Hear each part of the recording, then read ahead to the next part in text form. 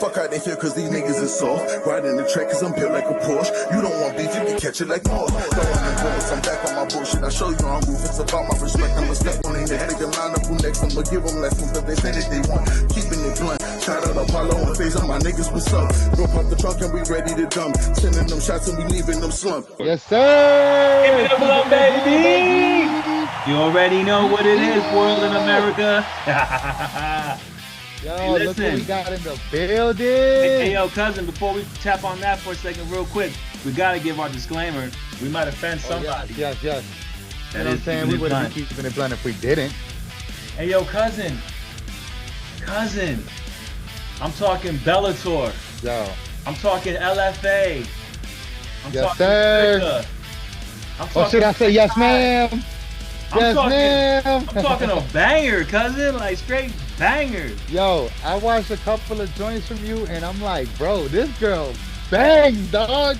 Today, like, you don't got no boring fights. Today, America's World, the Fixed Phase On, and AP Apollo want to present to y'all Mocha Madness, Sarah Click. Give it up, y'all. Give it up, y'all. You know what I'm saying? How you doing, Mocha Madness?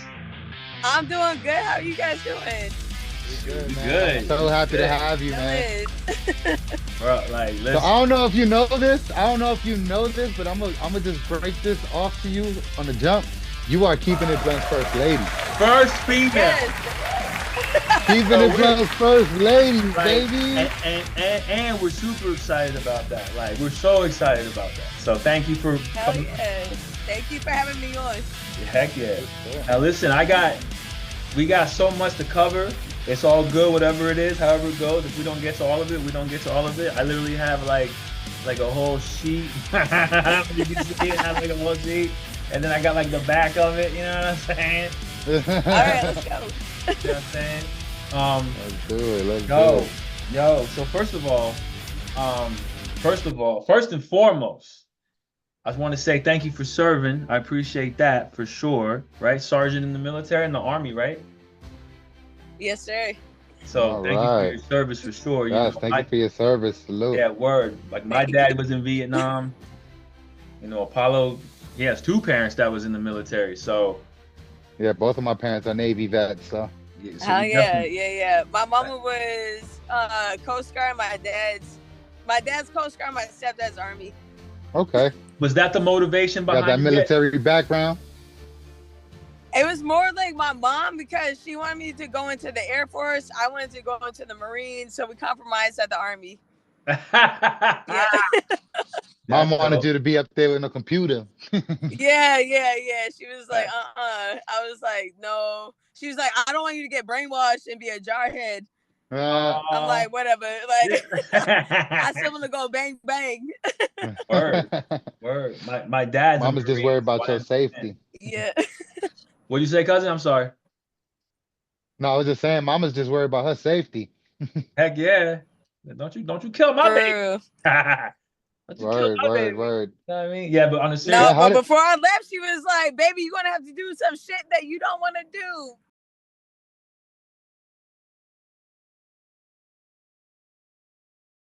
Like, see some shit that you don't want to see, but you gonna come back. I was like, "Yes, ma'am." She was just keeping it blunt, you know what I'm saying? Yeah, she was keeping it real. So let me ask you a question. This is like a personal question, like, because I had a friend that he came out of the military and the Army, and then I knew somebody else who was a Marine, and actually he's the one who said it to me, and then I asked my other buddy to see how he felt about it, and he agreed. And this is no disrespect to any human being, myself included, or my cousin or anybody, so world in America, just so you know. But I am curious, because you go through all of what you go through between boot camp and whatever else you had to do, and for however long you served for, when you come back, like, do you see civilians like, dude, you're all weak?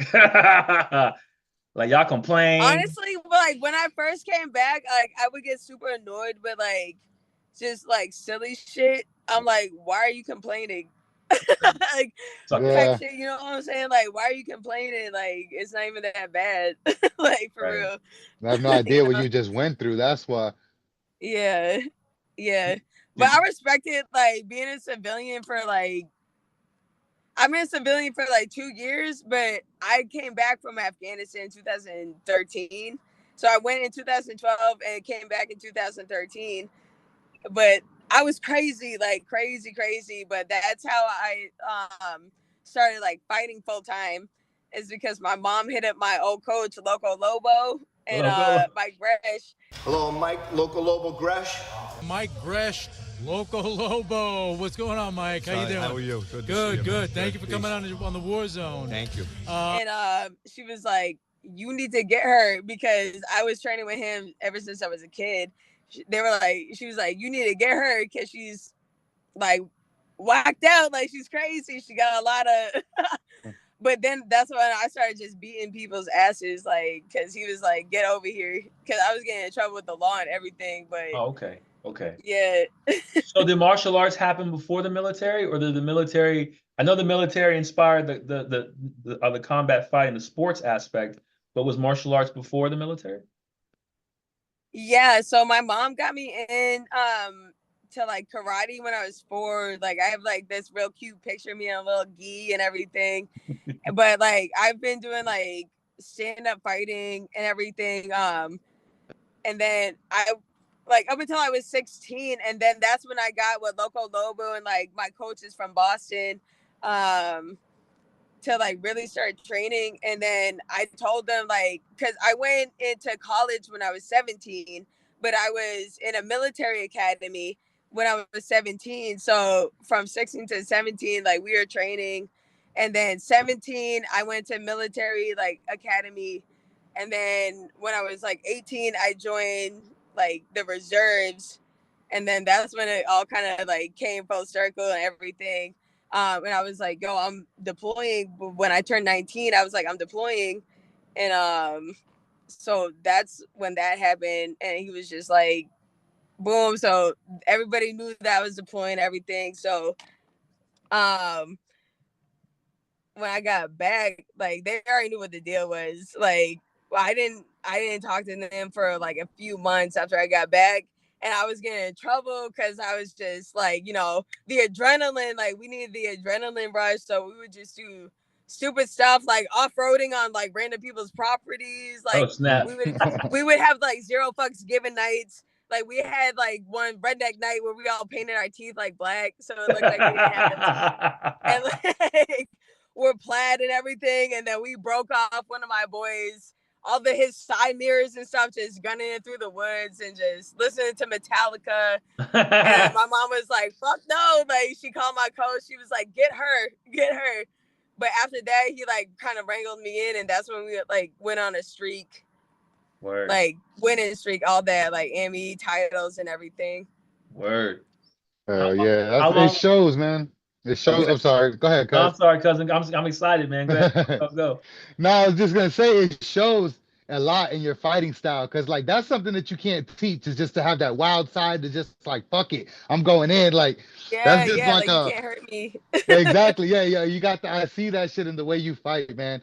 And like it just like bleeds through in your personality. I love that shit. So I want to get more specific. So here's my take on why I like watching you fight.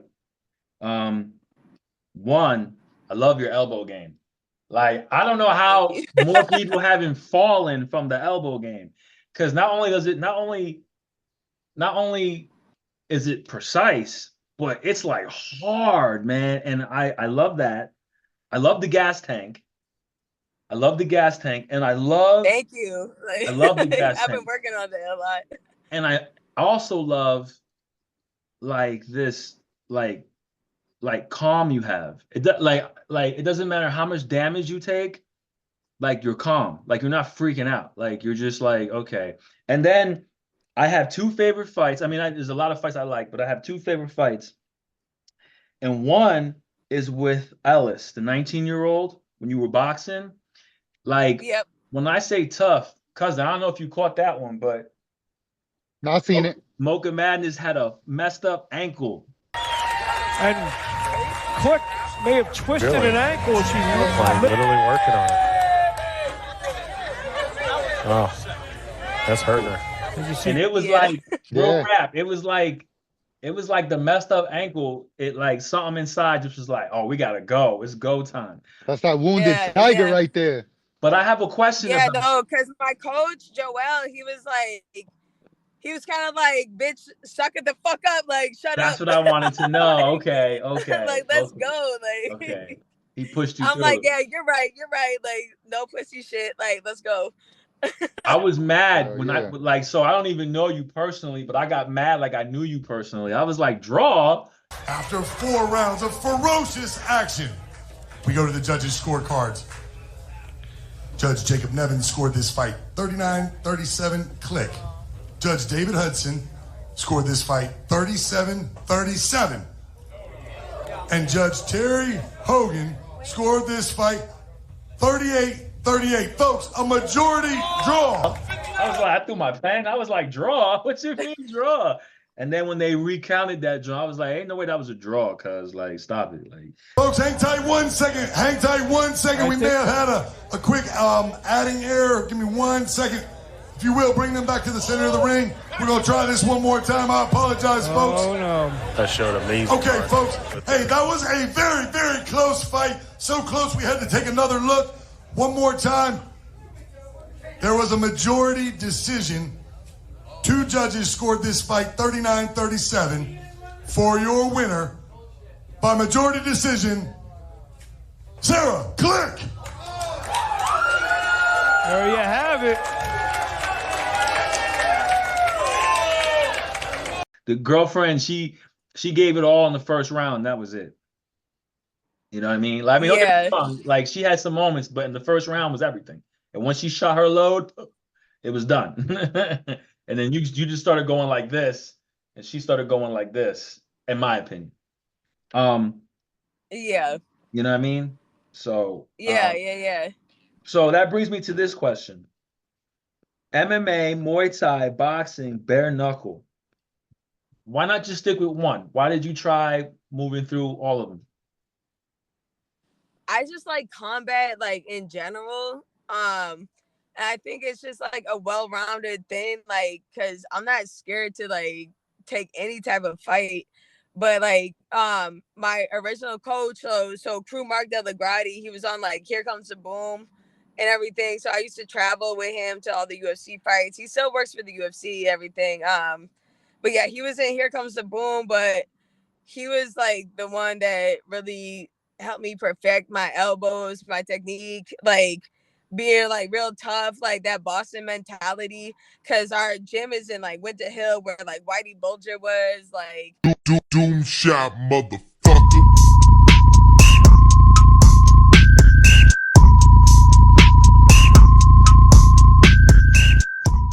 it's just like real like solid like Boston like gang mentality. Like he's like toughen the fuck up like type shit. You know what I'm saying? So hell yeah, like I just love any type of combat. Like, and I was telling my coaches when BKFC first started, I was like, yo, I want to take this fight. And they were like, you're crazy. I was like, no, because like at the end of the day, if I can take bare knuckles to the face, everything went according to plan, you know. Sometimes, you know, when you're in someone else's backyard, it kind of goes through like their way. Want to get her again. No bull next time. Broke my hand a little bit, so I kind of stopped really trying to throw power with my left hand. And then by the 5th, I felt my middle finger and this finger like pop up, so I couldn't really close my hand. So I heard her, I touched her up, I scored more points, so I can't be too upset about it. Like, what's the elbow gonna do? Like, I already been cut. Like, I got scars. Like, I have fun doing MMA, but like if I can do bare knuckle and like the crazy shit, like that's the type of shit that like I love. Like, you know what I'm saying? Like, so that like elevates my adrenaline and everything. So I love that. But you could tell that you just love. I see, you know, so you was like, well, I guess I'm gonna take this Muay Thai fight in between MMA fights just for something to do. Like, fuck yeah. Yeah, I like to keep busy. It doesn't matter what it is. Oh yeah, that's what's up, man. I respect the fuck out of that, because there's a lot of fighters that fight once a year, fucking once every 2 years type shit. Yeah. That's how my pro MMA career started. Like because my pro debut was with Invicta. And then I believe the next fight was with Bellator, but it was like still a year apart, and I did not like. I mean, it was cool training, like having a training camp for a year, but I just didn't like not being like active, you know, because like ring rust is a real thing. Yeah. Like being in front of crowds and all that stuff, it's like it's a real thing. Like ring rust, just no matter how hard you train and everything, like, but the crowd has an effect. Like the adrenaline, the atmosphere has an effect on you. So like, just taking boxing matches, Muay Thai fights, like we used to do nagas all the time for grappling tournaments. So just keeping busy, like, really kept me on my toes, and like didn't like let me get complacent. Keep you sharp. Yeah. So you know, I'm glad you brought up crowds. So has it, like, out of all the fights you've taken, all the things you've done, I noticed that the crowds are usually like pretty packed, which is dope. Is there any particular fight that comes to mind that the crowd was just so electrifying that it just got you juiced up, you know? It was honestly Bellator and BKFC, but both of them were in Mohegan, in Connecticut, and those were like packed out, like full stadium. But like we were hype. So I was the underdog for Bellator, and I ended up beating her ass. You know, so that was like Lopez, right? I ended up winning that one. Yes. So I ended up winning that one. I was the underdog for that. And the crowd was just super hyped for that. And then when I went back for BKFC, and that was a crazy fight because since it's on a reservation, they get to make their own like rules. So she had a doctor, I had a doctor, and I cut her open like right here. So she had a big cut right here, but since I had mine right here on my above my eye, and the doctor was like, he didn't want to take any chances. Like, I know the doctor, I love him, like all respect to him. But like I had like 2 cuts right here in my eyebrow, and he just didn't want to chance it, like with me not being able to see and everything. So he called the fight. Mind you, I was super upset about He's that because I protecting you was not from hurt. I yourself. did not feel like I was hurt at all. Because you would have fought till your face was on the floor. Oh, exactly. But it's like bare knuckle. Like, what do you expect? Like this was my 4th bare knuckle fight, and like all the other fights, my face looked a lot worse. So it was nothing to me, but like I respect his decision, everything. Like he was just looking out. So, but like I wish it would have gone. Like because that's that I warrior. That's the warrior in you, man. That just like give me a chance to fucking come back. Like, you know what I'm saying? Right, because I was winning the fight. Like I was up both of those rounds. And if they kept the fight going for one more round, I would have just won. Yeah. Like, you know what I'm saying? So, but it's okay. Like, I respect his decision. He was just looking out. He's doing his job. So like you just mentioned that, you know, so, you know, you've had a couple bare knuckle fights, and I think one of them was with B2B or BKB. They changed it now to BKB. Yeah. BYB. Yeah. Oh, BYB, BKB. They changed it. And I noticed that Christine Ferreira was in the audience. Did you get a chance to chop it up with her? Was she like? Yeah, that's my homie. That's my homie. Like we've known each other since Invicta days. Because when my pro debut, when the girl was elbowing me, like she had me in a triangle, she was elbowing me in the temple. I ended up getting out of the triangle and everything. But my face swelled up, and Christine like came over, like there was ice in my face and everything. Like so, I've known her for a while. But like me and her are like tight. Like we talk. Like every few like weeks and everything. So but like that's my homie. But she seemed like a cool ass person. I got her on Facebook. I reached out to her to get her on the podcast too, but I guess she's a little busy. But yeah, she seems like a cool ass person. She's badass. She's badass. So here's the off the wall question for you.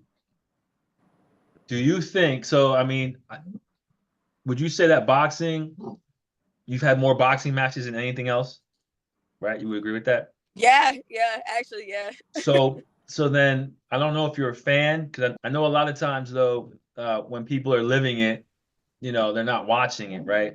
But if you do catch fights every now and then, do you think that Clarissa Shields is the GOAT?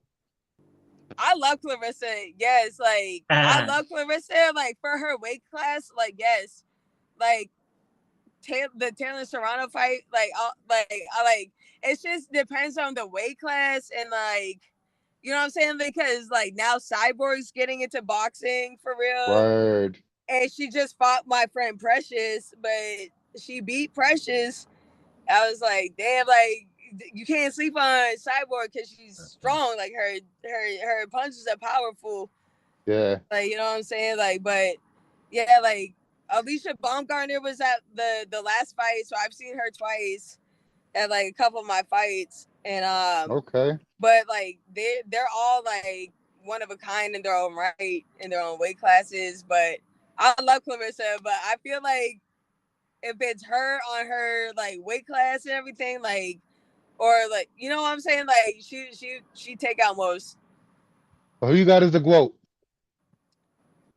Clarissa, because I remember Clarissa when she fought in the Olympics.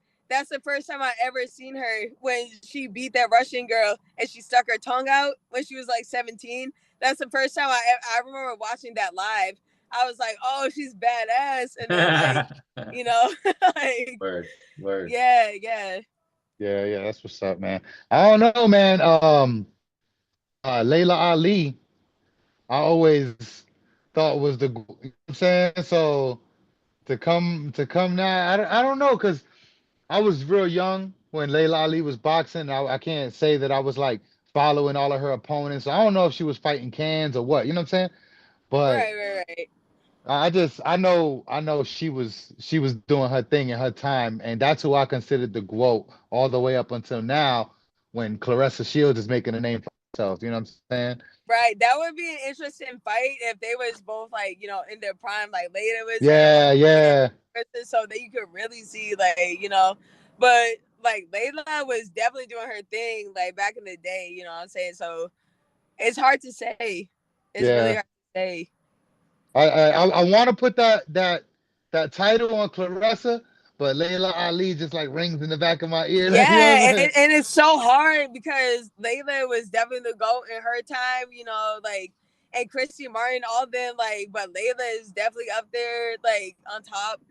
But like now it's like a new era with Clarissa, so yeah, even Katie like, Taylor. Katie Taylor's nice too. Yeah, it's Serrano, like they're all dope. Like, so it's just like the weight classes and everything. So it's just like it'd be cool to see if everybody can get like a mutual agreement type of weight class and just bang it out. Oh yeah, that should be fire. Where do we throw Click in there? Where'd she go in there? Right. Shoot. Well, I'm trying to fight at 126, but my weight is like so low. It's like at 121. And I'm just trying to gain weight, yeah, all that. So I'll give you a cheat code. The Bacon King from Burger King. And yo, this is no advertisement for them. But that shit is like, it's if I read it correctly, if I remember correctly from what I read, it's like 1,000 something calories per burger and like 300 grams of protein. I'm gonna need to start trying that because I eat a lot, but I'm always full. I'm like, but I never gain weight. I'm like, that's frustrating. So I need like supplement sponsors. I'm like, give me on weight gainers or something. Yeah. Or get that, start drinking Ensure. Yeah. Oh yeah, that's cool. Yeah, you know, I always said I could never be like a bodybuilder or like a power lifter. They eat too much. They eat like I couldn't. Yeah, I can't eat that much. Like I try, but I can't. Yeah. If there's one thing a fat nigga like me could tell you, it's how to gain some weight. I'll try the Burger King. Yeah. Baconator. Yeah, word. Baconator. That's Wendy's. Yeah, Wendy's. Oh shit. No, Wendy's got the Baconator. Wrong. The Baconator. Yo, that's freaking hilarious. Yo. So yo, what's it looking like in the future, man? What's next for Sarah Click, man? I'm honestly trying to get on to Mike Perry's Dirty Boxing. Cause my homie just fought on there. Yeah, my boy Rakim just had his fight with Dirty Boxing. He won. He knocked the dude out. Work. Putting out the crochet boss in round one. threw a shout out to you. But I'm like, that's like perfectly up my alley with the elbows. Yeah, I would the love striking. to see you on there. yeah, Yeah, you fucking kill on there. Yeah, I'm like, because I feel like I'm the elbow queen. I would agree. Real, I would agree. I would agree. I love the elbow. Like, I absolutely love it. That was the first thing that caught my eye. I was like, ooh, her shits are nasty. Yeah. And that's like all like crew Mark Delagrati. He's super slick, like nasty with elbows, all that. Yeah. So like all that coming from Muay Thai, and he was like one of the first American champions in Thailand. So like with his elbows, and we come from Sit Yotong, like so Crew Yotong was the Grand Master to the King of Thailand for Muay Thai. So that's our Grand Master, and his lineage is like with us. So we love the elbows. We love like, you know, the sneaky stuff. So I think like I could really implement that into that type of. I think you kick ass in dirty boxing. That would be nasty. Like, please let us know. I feel like that's my next goal. Please let us know. Have you spoken to anybody from the organization to put you on? I have, like, we talked. I gave them my information, everything, and then they were like, all right, we'll keep an eye out. So as it grows bigger, like hopefully they'll have me on so I can you know, like prove myself. Shout out my homie Tristan Galachan. He was on the first Dirty Boxing. He unfortunately lost the decision, but yeah, that's my homie, man. I train with him all the time. Yes. No, I saw those fights. Yeah. Yep. So what's TCL? So Team Combat League. That's boxing, right? Yeah. Are you on one of the teams? I'm on Team Dallas. It's wartime, baby. Yeah. Team Dallas Enforcer, baby. TCL Fight Night. Dallas, this is our house. Okay. San Antonio, you ready? This is Dallas. Let's go, baby. Let's go. Yeah, now it's supposed to be in there. Pass the golden chow, baby. Thank you, man. Let's go. Mocha Madness tonight. Let's go. Let's go. Fight night. Let's go, Team Dallas. Ready? Let's go, Dallas. Free smirk. Tonight we get that win back. We took a loss, we're coming back strong. 4-1, baby, tonight. Fight night, baby. Dallas Enforcers. Let's go. It's fight night, y'all. Let's go. But we're gonna smash tonight. Dallas. I was looking. I looked for Miami. I looked for Boston, and I was like, "Where is she?" Dallas. Okay. Have you fought for them yet? Yeah, I fought for them. What was it, last Friday? Okay. So that was my debut with them. And then I won the first round because I was the second match, and then I won that round, and that kind of kicked off a streak. And then I was the last fight in the money round, and I knocked the girl down. So it was like a 10-8 round, and then got one of the stars of the night. So that was like perfect debut. Yeah. So how does that work exactly? That whole like setup as far as the fights go? Because you're a team, right? Did you fight the same person that night, or you fought different people? So we really don't know who we're fighting until they sent out like the matchups the night before weigh-ins. So we knew who we were fighting the day of weigh-ins, the day before the fight. So it wasn't like really much time to study your opponent at all. Like you could look them up, but that's about it. You can't like train from them. But like we all kind of wrapped our hands in the back room and then had the coaches finish up, tighten like the wraps up for us. Everybody's warming up together. And then you walk out as a team, get into the ring. They introduce you all individually. You walk out and then you line up. And then you have like, it's kind of like baseball. So one person's in the batting box and then one person's on deck. And so once they're done with their round, then you get in the ring and then you go for your round. So it's like 24 rounds. So I want to do that. Like, yeah, so for the most part, everybody has 2 rounds. That's dope. But it's real cool. Yeah, it's yeah, like that real shit sounds team fuck. environment. I'm about to peep that. And you're in Dallas, right? Team Dallas? Yeah. I seen Philly's number 3. You know what I'm saying? Yeah, I think Dallas #1 right now. I think we so. We only lost one fight. That's what's up. They got a New York team. But we have Philly next. When is that? On the 6th. What is it? In San Antonio, June 6th. It's Dallas. It's Philly, and then I believe it's Houston and San Antonio to get fighting. So, excuse my ignorance. So, like, are you one of the blessed ones that don't have to have like a side job? Like you just fight? Yeah, I just fight. But that's only because like awesome. my like army, because I'm like a disabled combat vet, so I get the disability and everything. Oh, that's dope. I mean, about disability, but that's dope. Yeah, so it's cool because the disabilities for PTSD, so it's not like a physical thing. So like the VA is not going to be like, wait a second, like we're paying you this money for a physical, but it's a mental disability, like it's a PTSD. So they let me fight.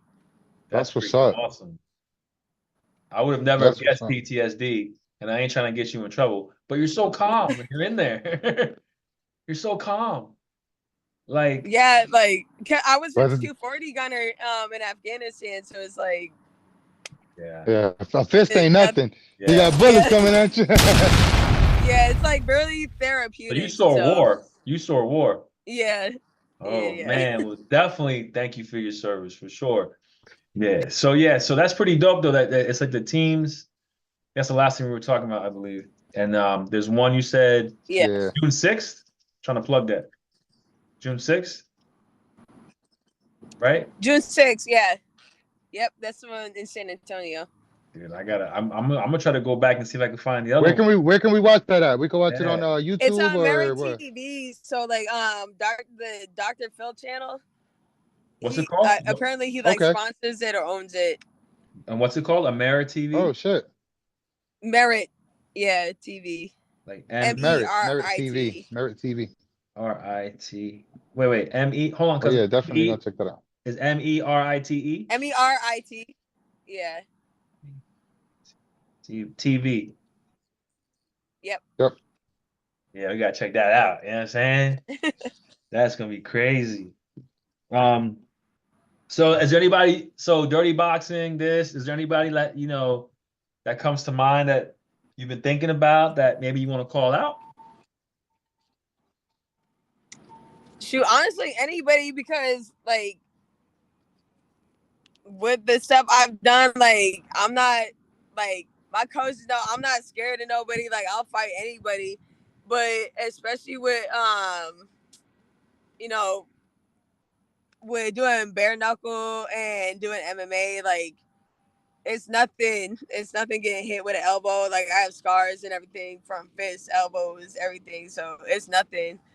But that's like really my like sweet spot is boxing and then like throwing elbows. So like I'm like, get me on it. I can put on a show. Hell yeah. Yeah, for sure. I agree. You would put on a show. So let me ask you a question, a little bit not MMA related or not fighting related, just to get a little bit of you as a person. You know what I'm saying? So what's one thing, like one maybe like conspiracy theory or like unpopular opinion that you're gonna stand on, like you willing to die behind that shit? Oh shit, I got a lot. Like one real controversial one that I know is gonna come out is 9/11. I knew that shit was a farce when that shit first happened. Facts. Like 9/11, that was a false flag inside job. Word. Boom. Facts. I'm very into the Bible. I'm very like spiritual. I talk to God a lot. But if you read the Apocrypha, like the book of Joshua, because it's like, why did we enter Iraq if Saddam Hussein and them did 9/11, quote unquote? why did we enter Iraq? Randomly, because they have weapons of mass destruction. Now, if you read the book of Joshua and the Apocrypha, which are the books that they took out in the Dead Sea Scrolls, it's talking about how Ham and them have the cloaks from Adam and Eve that God gave them, which gave them powers. But who was Ham's great grandson was Nimrod, and he was the one who built the Tower of Babel and everything. So randomly, we went into Iraq after Saddam Hussein announced that he found the tomb. That's a conspiracy. That's why we went to Iraq in my mind, is to get that was the weapon of mass destruction. That's what that was. The earth is flat. Aliens are demons. Like the aliens are in the ocean. Demons are in the ocean. Like that's the Marine Kingdom. Like I'm all about that. Like I'm all about that. She sound like me, bro. You believe all the same shit I believe. Because NASA was made in the 50s to explore the oceans. The ocean, and then they left. Like, I believe we live in a dome. There's a glass ceiling. Yes, Operation Fishbowl was to try to blow up the firmament, and we can't blow up the firmament. Did we just become best friends? We are. Like, what's your favorite book in the actual Bible itself? I love Psalms just because it's like really just like uplifting, like, you know, like just how good God is, everything, you know. It's just very uplifting book in the Bible. Yeah. You know, so but everything in the Bible, like you can take everything, and because honestly it's not all hunky-dory, like it's like crazy stuff. It's crazy shit. Like crazy shit. If you read the Bible, it's crazy. I'm like, what? Like, you know, so back in the day, I used to rap, I used to produce, used to DJ, and one of the tracks I wrote was this is what I see when I read, what I feel, what I read, what I hear when I read. You, like doesn't matter how much technology we have, humans haven't changed. They're still just as messed up as they always right. You know, whether it be backstabbing, whether it be homosexuality, whether it be whatever it is, it's always been. You know what I'm saying? Like it's always been. Right. And I've heard of the Apocrypha, I think it's called, but I've also read another one. It's called like the Chronicles or something like that. And that was a powerful book because a lot of it really stuck out to me. But one thing that really stuck out to me in that book, which I thought was dope, was when Christ was on the cross and he prayed for the guy who was like basically their version back then of gangbangers today. And he prayed for him on the cross, like, you know, for him to get into heaven. It's dope because he's always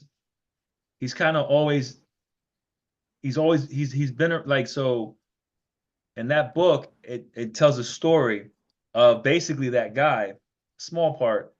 And think of it like this: me, you, and my cousin, we're trying to walk through like, I don't know, like Inglewood or Compton or whatever. And we came on a block with a bunch of Bloods or Crips, take your pick. And it's about to be a problem. But then one of them stepped up, maybe the general or whatever, but they stepped up and they were like, nah, let them pass. And that's what happened when he was 6, Jesus Christ, with his family. You're right. Same guy on the cross. So it's very interesting, all the different stories they have around it. But the one thing I definitely can agree with you on, though, is that like it's crazy, and humans haven't changed. Technology has opened up different ways to serve up the same stuff. You know, like social media, you know what I'm saying, is a way to just like share your inner thoughts. But the inner thoughts were always there. Right. Whoever you hated, whoever you loved, whatever it was, it's just now it gives you a way to freely speak without getting punched in the face. Right, like spread it on a mass level. Right. Facts, yeah. So I think Jesus, well, what we call Jesus, because he said, I come in my Father's name and you will receive like me, and you come in someone else's name, you will receive him. So Yah, like when we say hallelujah, it's praise be to Yah, praise be to Yahuwah, and Yahuwah, his name is Yahweh. Yahusha, all that, you know what I'm saying? So like Yahweh but and Elohim. like It's supposed to be the sound of the air that you breathe. Yes. So I'm thinking like, you know, Yahusha was, or what we call Jesus, Yahusha was the ultimate, like, I don't want to say gangster, but he was the ultimate badass, because like in the Garden of Gethsemane, he already knew what was going to happen. He was sweating blood. Like he already went through like, have you ever had more anxiety that you sweated blood? Nobody, Word. I don't know anybody who sweated blood. Word. And like just knowing that what they was about to go through, and just had like that much love for like a people that hated him. Like, so I was like, you know what I'm saying? Like, so he's the ultimate like G, you know what I'm saying? Like, word up, yeah. Yes, and like, but he's like, you know, he's not all peaceful, because we had Daniel, like we had warriors, you know, like Daniel, everybody like warriors. So like I said, Yahusha, like the ultimate warrior, like he dying for us, like he's sweating blood. He already know what was gonna happen for him.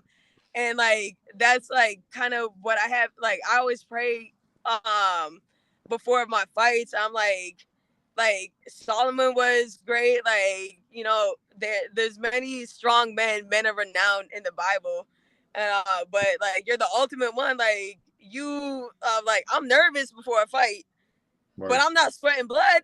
I'm not that nervous, like you know what I'm saying? So if you can go through all that shit, I can definitely take this fight and just whoop someone's ass. Word. Hell yeah. Like, you know, that's my point of view on it. Chant that strength. My favorite book in the Bible, you brought up Solomon, is Ecclesiastes. That's like my favorite book in the Bible. And then my favorite human being in the Bible would be either Paul, which was Saul of Tarsus, or Isaiah. I thought as far as humans go, I thought they were gangster, because especially Isaiah. I was just talking to a pastor about this like 2 days ago. Especially Isaiah, because he was going up against like Bathsheba and all them, and they had all their or not, was it Baal? They worship Baal, and they were like, you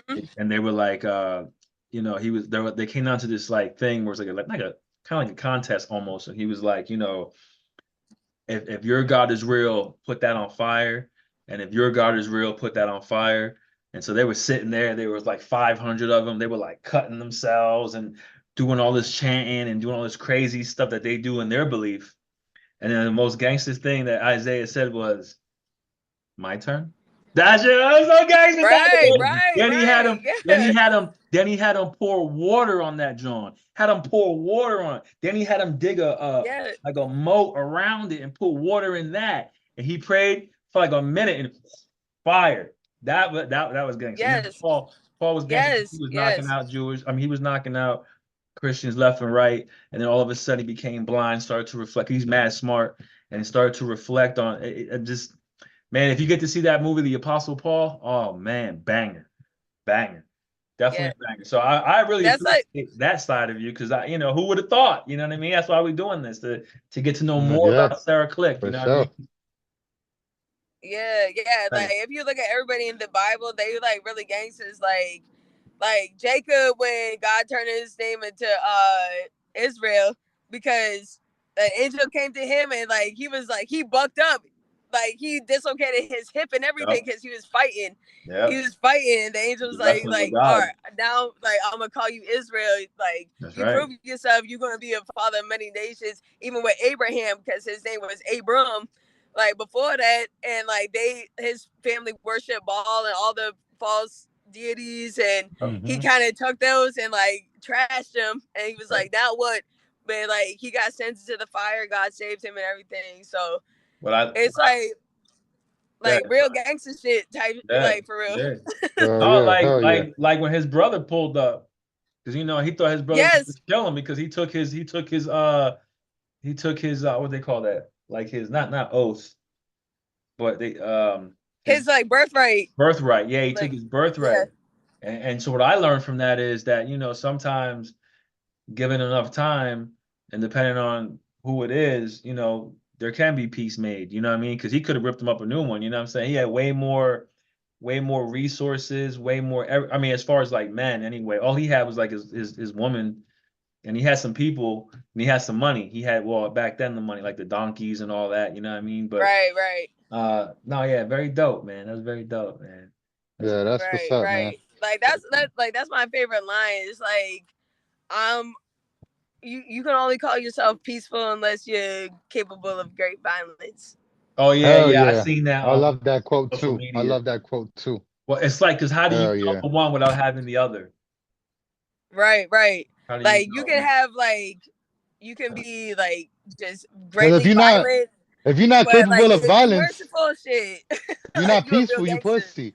Yeah, like so how I came across that saying, Sarah, was it was a meme, and it was this guy. He was like a knight, and he looked exhausted, dripping with blood, gangster. I mean, there's bodies everywhere. You know what I'm saying? It was just him, and he's like, and all of that, I guess, like a wild. I say wild only because, well, it could have been someone's pet, but like a little kitten came up, and he's like holding the kitten, and it has that saying, what you just said.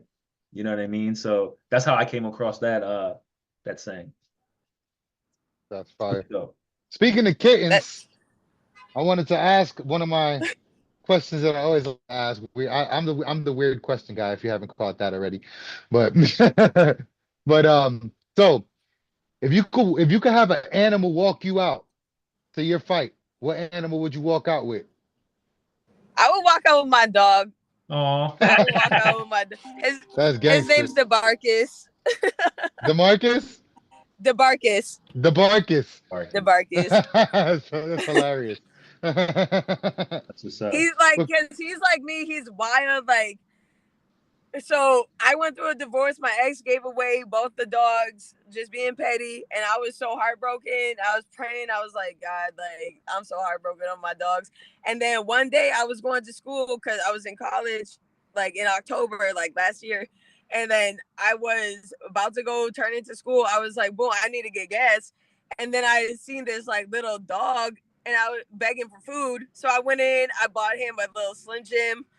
And then he took the Slim Jim out of my hand, threw it, and then jumped in my car. And he looks like a coyote, but he's like a husky German Shepherd mix. And like me and him been like this ever since. Like, he's very feral, I'm very feral, so it's like God just sent me, like, you know what I'm saying? But he's like super gentle, but he's a gangster. Like, he's a gangster. Like, we have this one pit bull next to us, and the pit bull has like the big spike collars, like big dude. But then we have my roommate, she has a little pug, and she's a little gangster. So she ran right up to the pit bull, started trying to yap at him. And I'm like, get over here. And then my dog like pulled me all the way on the ground, just running after the pit bull, even though he's a puppy. Like, he's smaller, way smaller than the pit bull, but he's like, like type shit. Like, he's not scared. Yeah, he was bucking up. But yeah, that's my baby. Like, he would definitely come out with me. That's what's up. So you're originally from Massachusetts, right? Like Boston? Yeah. So I know earlier you mentioned like Metallica. Like, are you into any rap? Oh yeah.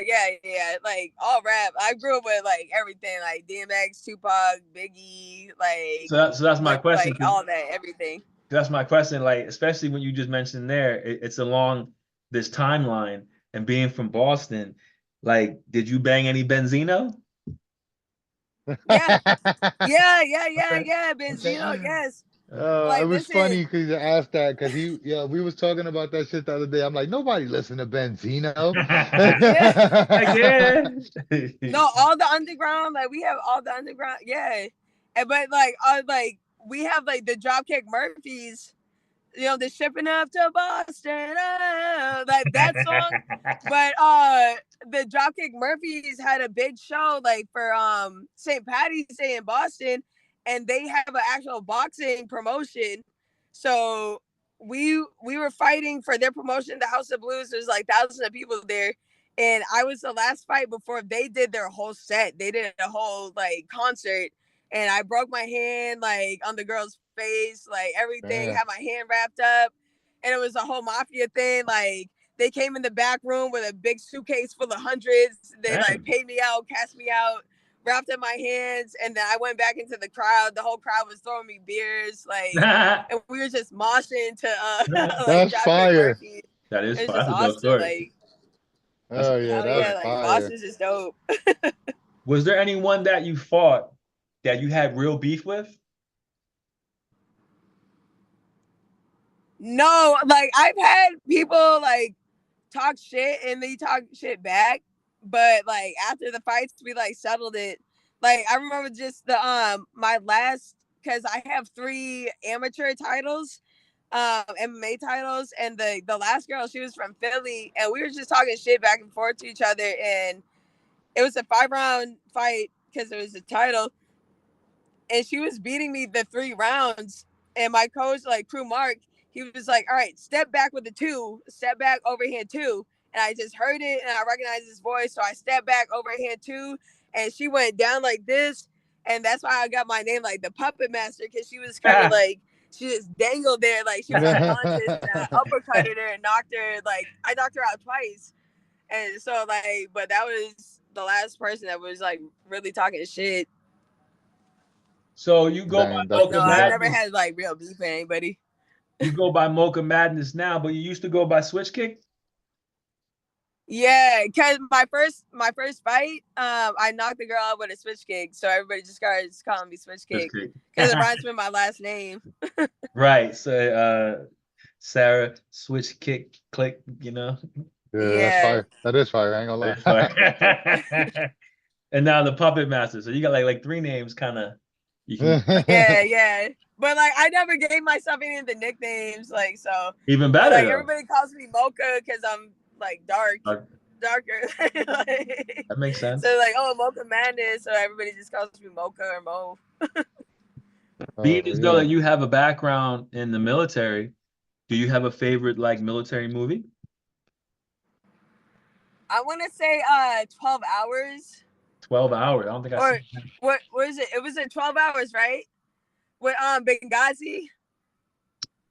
I'm not sure. Never seen that one. I gotta look that up. I don't know. 12 hours. It might have been 12 hours, 24 hours, something like that. But it was a couple hours. The one, like, it's like Soldiers in Benghazi, like that one, because that one happened in 2012 while I was in Afghanistan.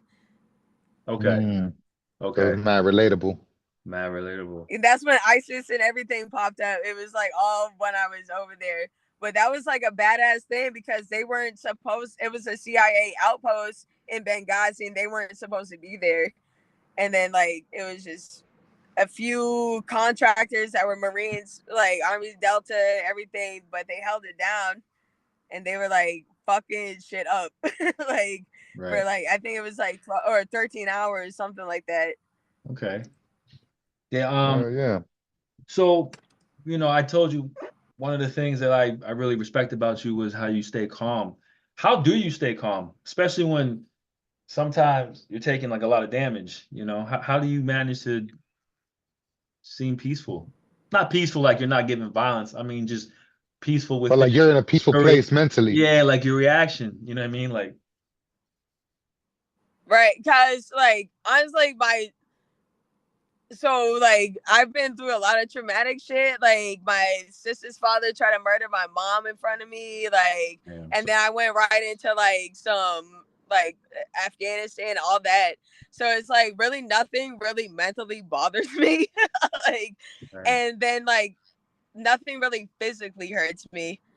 So like I'm just kind of like a cyborg. So it's like like nothing really like bothers me too much, like at all. Nah, you got thick skin physically and emotionally. Yeah. That's what it is. So that's what's up, yeah, nothing really bothers me. So it's just like really easy and like through prayer and everything. Like I know I'm not gonna get hurt, you know. So it's just like I just have to like it's just easy for me to keep my cool. It really is. Yeah. So here's a question that you might have to pause to think about, and that's okay. What's the hardest challenge for any woman, new or even a vet like yourself, in this business? The hardest challenge, whether it be, you know. I guess like the hardest thing is like the females, like really in the gym, like we really have to prove ourselves, and like I see the females like really pushing each other. Like we have like a whole female group chat, like we have a team like group chat, but like the females are really close to each other because we know what it takes to have to motivate each other and keep pushing each other, especially in like a male dominated like workspace. Is just like the military. Like I had to be fucking A1, like A1 in the military. That's just how I ranked up so fast. Like I just had to be hardcore, like no fucks given. I had to lead by example and everything. So I think the females just all really have that mindset, especially if they're top ranked females. Like fuck out of here, like don't even talk to me about like bullshit. Like I came to work, like I didn't come for any bullshit, you know. So all of my teammates are like that. Like all the males are like that anyway, but especially all the females on my team are just like fuck out of here, you can't tell me anything, you can't tell me shit, like I'm gonna outwork everybody. So it's just like a complex, like you have to just prove yourself. Yeah, I feel that. I feel that. They want to make sure, I guess, whatever. I don't know. Maybe it's not fair. Probably isn't fair, you know? I can't see it. There's always that double standard. Cool There's because always I that double like standard. it, honestly. Like push me harder. Like push me harder. Because I can push myself, but if you give me the extra push, then I'm really gonna like, you know, I'm gonna match like your energy, or I'm gonna outdo you. Right. Oh yeah. Oh yeah. So do you And that's why we love you so much, man. That's why we respect the fuck out of you. Facts. Like, so do you spar, like in your camp, do you spar men too? Oh yeah. That's dope. And honestly, I love sparring the guys because they're very technical, and like they'll still push the females, but they're obviously not gonna smash you as hard as like the other dudes, like, you know. So they're very respectful in that sense that you're a female, and like we're still gonna put hands on you like hard, but we're not gonna like knock you out like a dude. But when the females go together, like we're really trying to like fuck each other up during practice. We hug each other and then go out to eat after, like because we're all like sisters. But we all know what it takes, you know. Well, we can't be soft on each other at all. So this next just want to put it out there. We got less than 10 minutes left. All right, good. This is really my last question right here, Sarah.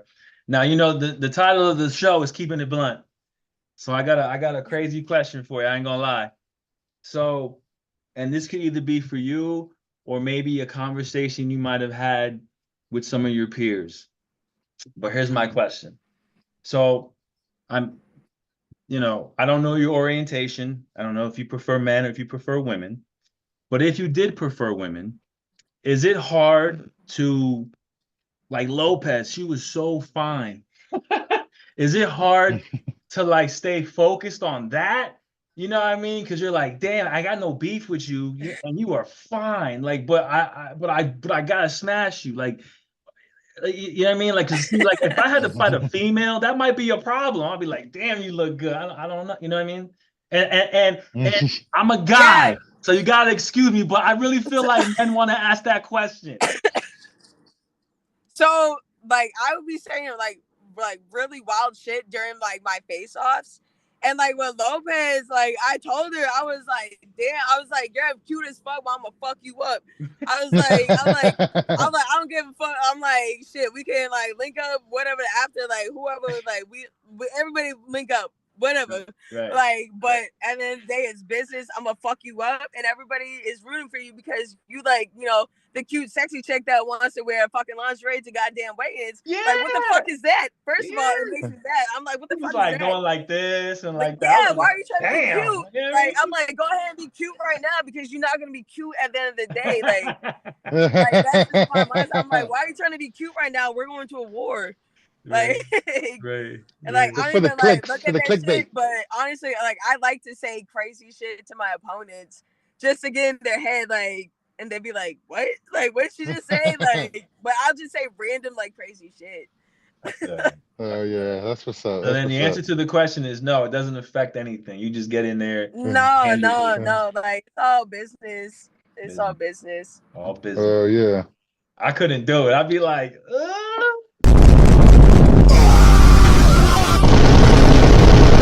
Oh, like, no, I'm gonna fuck you up. Yeah, because at the end of the day, you're probably gonna go back to being cute. So, like, it doesn't even matter. When you heal up, bitch, you can go back to being cute. But for right now, I'm right now, catch these stitches. You're not gonna be cute for a few weeks. But catch these stitches. Like... Word. Yo, Sarah, is there anybody you want to shout out, like your team, or like you want to plug something, whatever?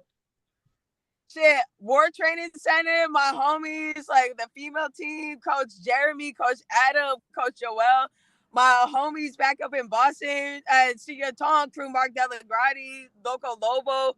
I love everybody. I love all y'all. Like, you guys have been the pivotal point of my fucking training, everything. Like, y'all got me out the mud and everything from being a psychopath after Afghanistan. Like, y'all really helped me. Like, y'all got me on this journey, and like, y'all keep pushing me.